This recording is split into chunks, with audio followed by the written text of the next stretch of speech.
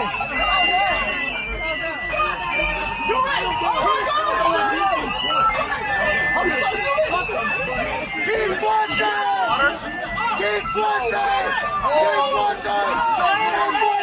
the fuck?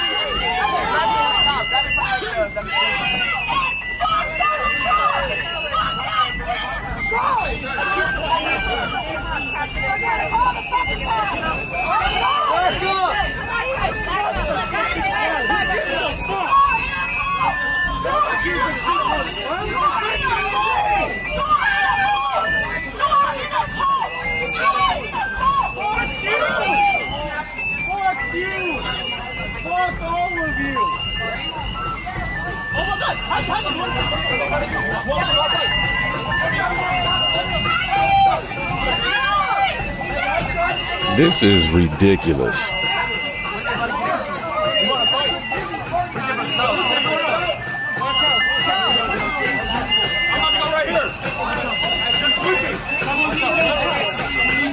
This makes absolutely no sense.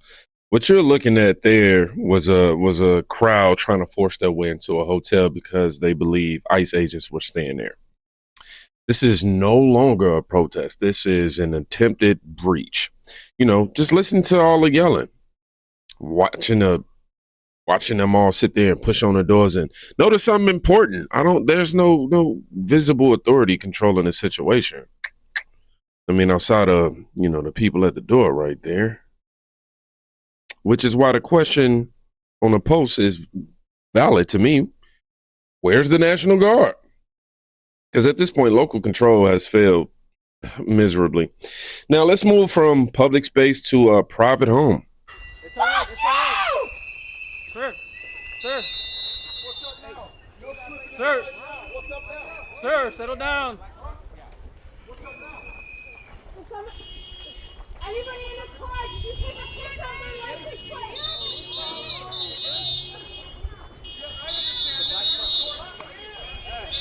What's your name? Can we call anyone for you? Over here, man. Are you okay? What's your name? Back up, please. Back up.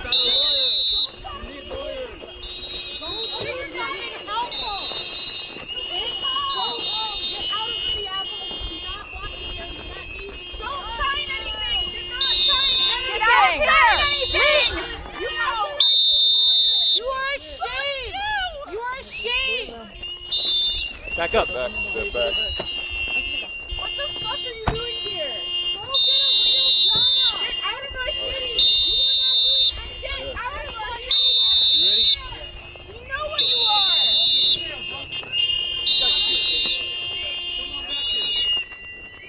Get out.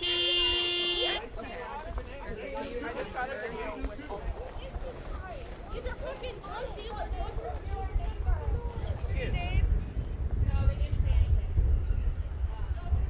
ICE is detaining a family inside a home while protesters surrounded. That was fucked up.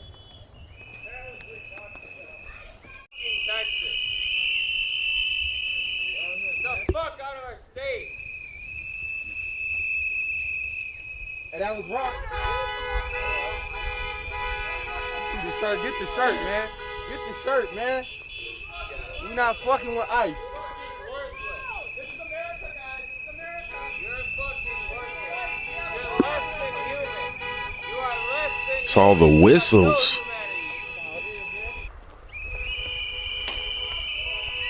Like you would like it in the back, you fucking weirdo. He's homophobic too. Okay. It's really fun. You should try it. Hey!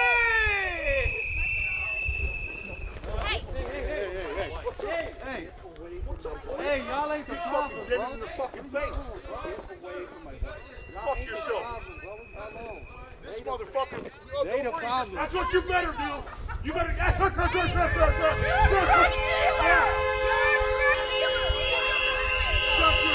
goon ass up. Shut the fuck up. You fucking liberal motherfucking spikes. We're gonna come back here. Yeah, video it. Video it, motherfuckers. You better check my record.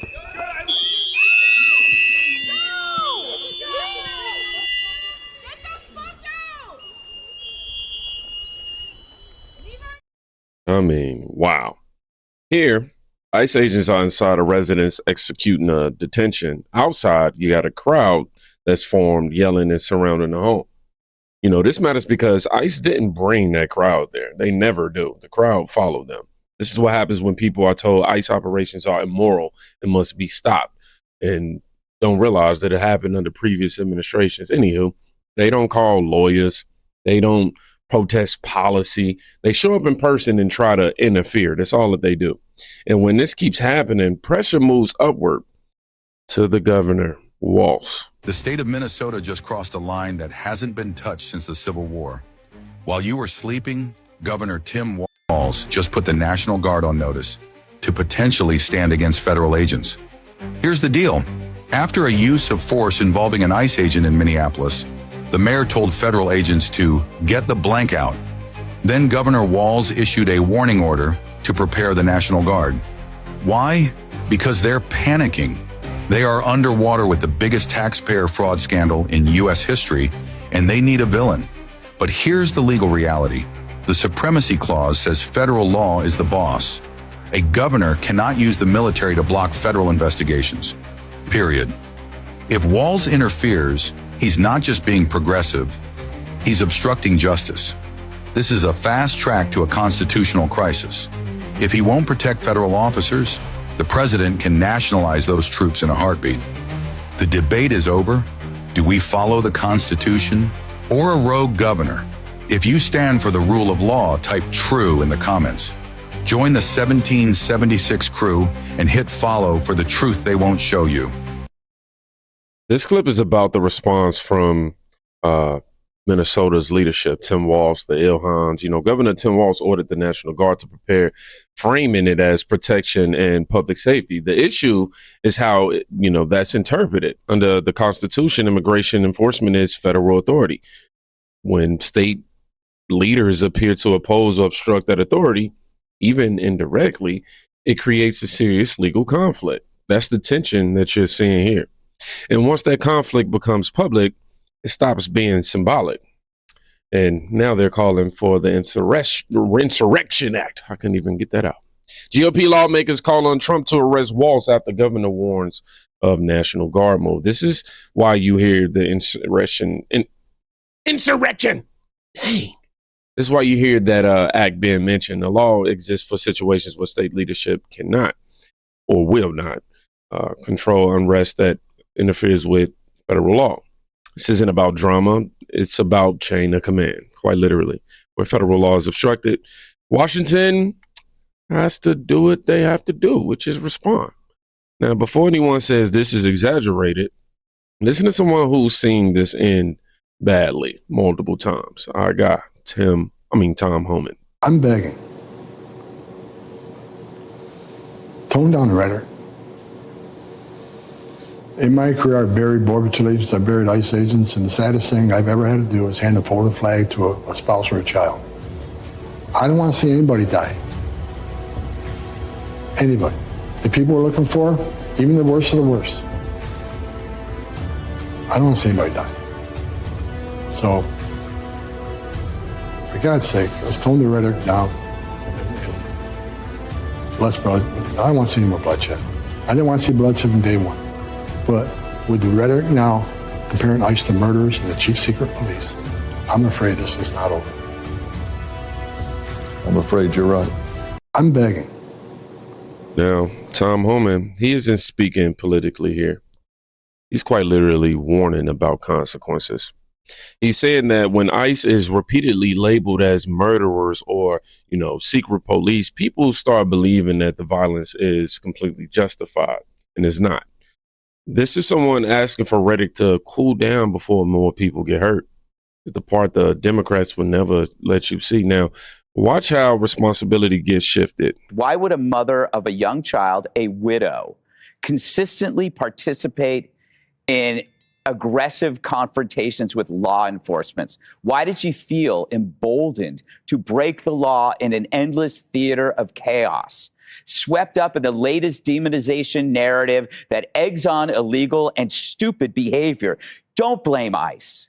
She wasn't the target. They were.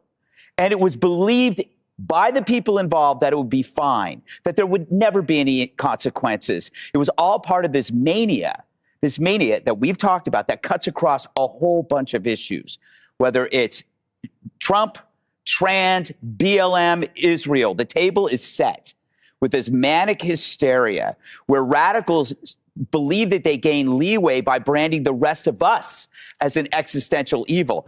You know what this made me think about? The Tide Pod Challenge. Do you remember that in 2017 when stupid teens were filming themselves eating Tide Pods and then they get poisoned? Do you know what Tide's response was? Use for washing, not eating. The point being, if you're going to eat Tide Pods, there's not much else we can do except tell you not to do it. The same here. We can tell you, don't break the law. Don't block traffic. Don't harass law enforcement every day and then flee the scene. But if you do, wow, you definitely share responsibility in that, just like the teen who films himself eating a Tide Pod. So you can investigate this shooting, have at it. But it never would have happened if the situation had presented itself. And that is on the Democrats who willed it into being with rhetoric, the same kind of amplification of demonization that got Charlie Kirk killed and Donald Trump shot. But this is for different reasons. Their motivation is to gin up the activist base. They put targets on ICE. And then they blame ICE for defending themselves. Think about that. We can't play that game anymore. We are done with it. And we're not going to explain it to you. We're not going to explain to you why this is wrong. We don't have to. You're not going to find people hoax us anymore. We've been red-pilled by your lies. So we're no longer beholden to radical idiocy. If you want to block a street, if you want to hinder and harass law enforcement, that's your responsibility. If you had listened to me, some kid would still have his mother. But instead, you listen to people like Waltz, the people who try to evade their responsibility by projecting their own guilt on other people. Now, what Gutfield is pointing out is the pattern. The same leaders who inflame tensions, are the same ones who act surprised when someone takes things too far from their rhetoric. People don't just wake up radicalized. I'm trying to tell y'all that. They absorb messaging over and over until confrontation feels righteous. That's the environment this unrest grew in. But this story doesn't end with one narrative. We love ICE! We love ICE! We love ICE! We love ICE! We love ICE! We love ICE! We love ICE! We love ICE! Now, this clip shows something the media rarely ever highlights. There are Americans who support law enforcement openly, even in hostile environments. This matters because it breaks the idea that everyone is against ICE. Definitely not. Public opinion isn't one-sided, so to speak. It's just unevenly covered. And once you zoom out far enough, the political incentives become clearer. You know what's interesting about Tim Walz? Why do you think Kamala Harris chose Tim Walz? Nobody knew who he was before. Why? That is interesting. The first day he's chosen, he raises the most amount of money than any other candidate in history. I think it's over $35 million he raised for the campaign within just a day of being selected to become the vice president. And now we know all this fraud's happening. How did Tim Walz, he used to be a high school football coach. He's not even from Minnesota. He's from Nebraska. How is he able to raise the most amount of money? That's great. Do you think the Somalians were funding it? 100%. It had to be some sort of fraud. You know what's interesting about Tim Walz? Why do you think Kamala Harris chose Tim Walz? Great point. Shout out to Nick Shirley, man. He's doing a Lord's work for providing perspective. Not only that, actual facts and receipts. This clip is about power and incentives. Political influence brings protection. Money brings silence. And chaos can be useful until it threatens control. Thank God. Kamala didn't win. Whew. That's when tone changes. You know, the situation, you know, it isn't confusing. If people are told long enough that the law doesn't apply, eventually someone tests that idea in real life. That's just how this goes. You know, what you're watching now is the system reasserting authority. And they're not playing anymore. If you watched all the way to the end, I want you to comment, authority matters. Not only does that tell me that you stay for the full explanation, it also, you know, lets me know that you're rocking with your boy. It's not for the algorithm either. It's for your boy. It used to be, but no longer.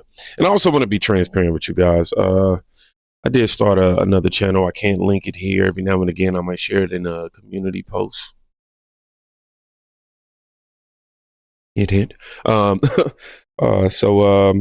Yeah, but I'm not going to not upload on this channel. I'm going to continue to upload in volume.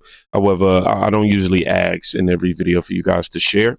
But if you could share this video, if you can like it, comment 30 times if you need to. We be safe. Go check on somebody today. You could be saving their life. Peace.